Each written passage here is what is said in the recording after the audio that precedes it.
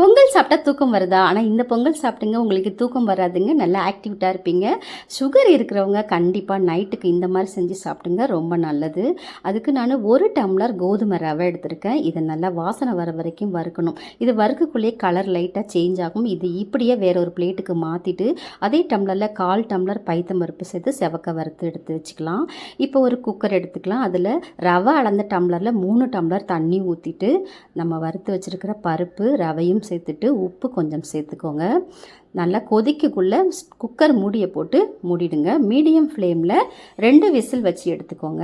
2 whistle வந்ததுக்கப்புறமா ஸ்டவ்வை of பண்ணிவிட்டு அது ஒரு 5 நிமிஷம் கழித்து ஓப்பன் பண்ணுங்கள். நல்லா கரெக்டாக வெந்திருக்கு. தண்ணி அடியெலாம் பிடிக்கல, நல்லா வெந்திருக்கு. இப்போ இதில் கொஞ்சமாக தண்ணி ஊற்றி ஒரு நிமிஷத்துக்கு கொதிக்க விடலாம். இப்போ 1/4 டீஸ்பூன் மஞ்சத்தூள் சேர்த்துட்டு இப்போ ஒரு தாளிப்பு கரண்டி எடுத்துக்கோங்க. அதில் கொஞ்சமாக நெய் சேர்த்துக்கோங்க. இதில் மிளகு, சீரகம், முந்திரி பருப்பு, துருவன இஞ்சி, 2 பச்சை மிளகா, கருவேப்பிலை இதெல்லாம் சேர்த்து நல்லா பொரிய விட்டுட்டு பொங்கலில் சேர்த்து நல்லா கலந்து தேங்காய் சட்னி வச்சு சாப்பிடுங்க. ஃபைனலாக கொஞ்சமாக கொத்தமல்லி இலையை சேர்த்துட்டு சூடாக சாப்பிடுங்க. ரொம்ப நல்லாயிருக்கும். அப்படியே நம்ம பேஜை சப்ஸ்கிரைப் பண்ணிவிடுங்க. பா